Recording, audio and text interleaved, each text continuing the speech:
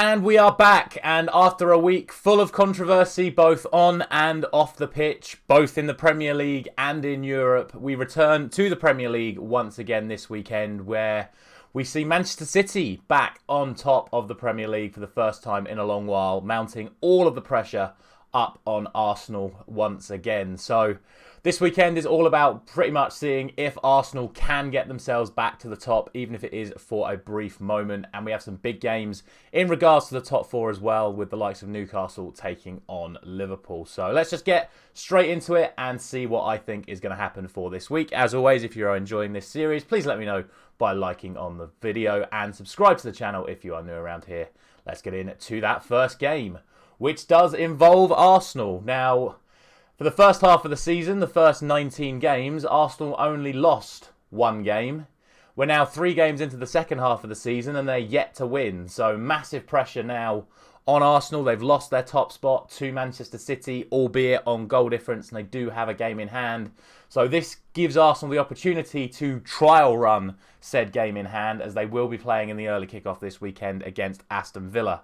Now, under normal circumstance, I'd probably say that this is a game that I wouldn't expect Arsenal to win. However, Aston Villa's recent form has not been the best. They had made a good start under Unai Emery, but since the sale of Danny Ings, it's really been overly reliant on Ollie Watkins. Now, he has had a very good run of form, Ollie Watkins, but the overall results have not been great. Defensively, they've been poor.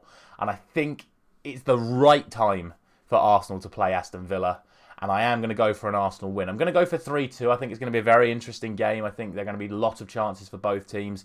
Obviously, the last time Villa played at Villa Park, it was 4-2 to the away team. So I'm going to go for 3-2 to Arsenal in this one.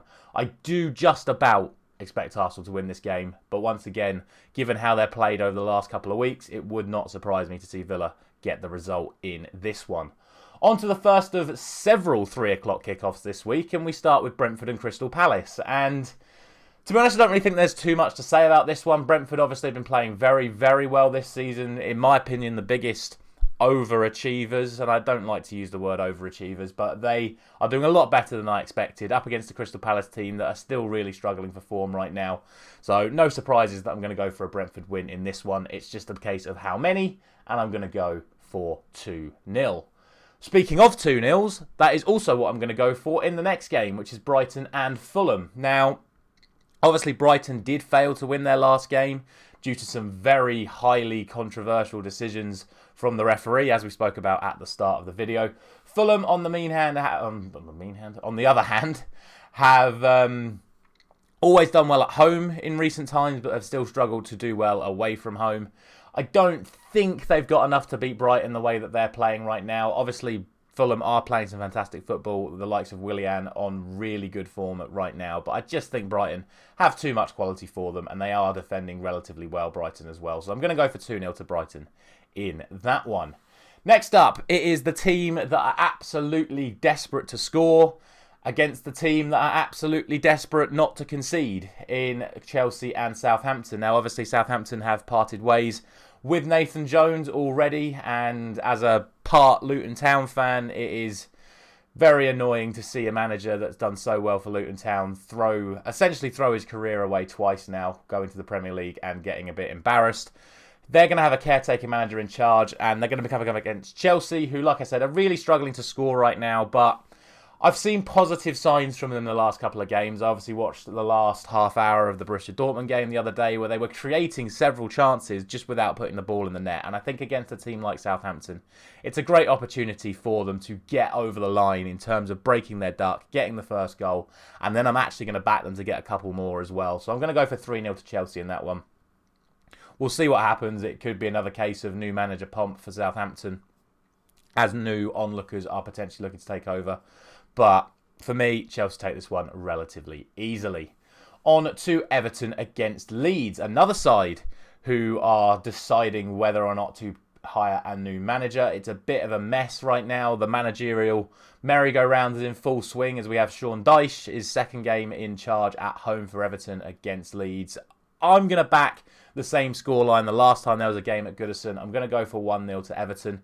I think Leeds are kind of struggling for their form right now. I know they got the result at Old Trafford a couple of weeks ago, but they're a bit all over the place. I still think a controlled, set-up Everton keep Leeds out. It's just a case of whether Everton can score at the other end, and I'm going to back them to get 1. Next up, it is the league leaders, Manchester City, taking on Nottingham Forest. Forest obviously have a very good home record, but over the last couple of games, City have just started to go through the gears a little bit. And I know I said that going into the Manchester United game a few weeks ago, which thankfully we won, but I've seen very concerning signs for the rest of the league, the way Manchester City have played the last couple of games. So I expect them to beat Nottingham Forest here. I'm going to go for 3-1. I still think City concede everywhere they go at the moment. I just don't think their defensive outlay, this sort of like 3-5-2, 4-4-2 setup that Pep's trying to put in place, I don't like their chances. Like, I fancy Brennan Johnson against whoever's on the left-hand side for Man City this week, but I just think they've got too much quality for Nottingham Forest the other way. So I'm going for Man City 3-1 there. Next up is the final of the 3 o'clock games. That is Wolves up against Bournemouth. Two sides that are still desperately looking for wins, trying to get themselves out of the relegation scrap, and I'm just going to go for the home team in this one. I'm going to go for 2-1.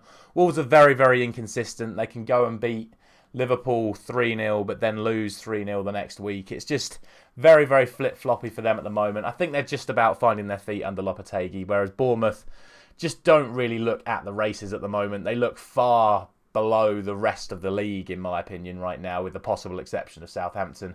So I still think they have the opportunity to get something against Wolves, which is why I've given them the goal. But realistically, I just think this is a game that Wolves will win. On to probably the toughest game to call this week, in my opinion. We have Newcastle up against a resurgent Liverpool after the Merseyside derby. And Newcastle, of course, have not been on the best run of form recently. Their goals have sort of dropped off a bit, and they've started leaking goals at the other end as well, which is a worrying sign for Eddie Howe, but they still have the best defensive record in the league as it stands right now. And obviously Liverpool have Real Madrid to look forward to in midweek. So it'd be interesting to see how Jurgen Klopp approaches this one. He normally goes for his best possible team in every single game. So I don't think Liverpool are quite there yet to sort of go, oh, you beat Everton 2-0 at home in a massive Anfield atmosphere, therefore you're just going to go to St James's Park and it's going to be the Liverpool of the last 5 years. I don't see that happening, and obviously St James's Park is rocking at the moment for Newcastle as well. So I'm going to go for 2-1 to Newcastle.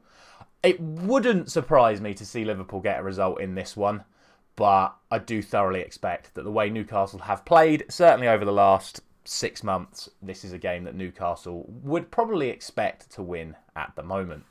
On to Sunday, and we start with Manchester United and Leicester off the back of what was, like I said last night, probably my favourite game of the season so far, with the Barcelona-Manchester United game at the Nou Camp. I think United are going to be full of confidence going into this one, and I also think, though, Leicester are going to be full of confidence as well. Since Maddison's return, they have beaten Tottenham 4-1 and Aston Villa 4-2. So 4 goals in back-to-back games is a worrying sign. Obviously, United are going to be without Casemiro again, but they are going to have Martinez back at the back. I expect us to win this game. Like Leicester have been fighting relegation battle for the last 2 months and have just sort of had a mini resurgence since Maddison's return. I would be disappointed if we didn't win this game. So I'm going to go for 3-1 to United. I still think Leicester are more than capable of scoring without us having Casemiro in the midfield, but I don't see Leicester having the abilities to stop the form of Marcus Rashford right now, or even the form of Bruno Fernandes as well. I just think there's too much for United to overwhelm Leicester, and in the end, United should get the win.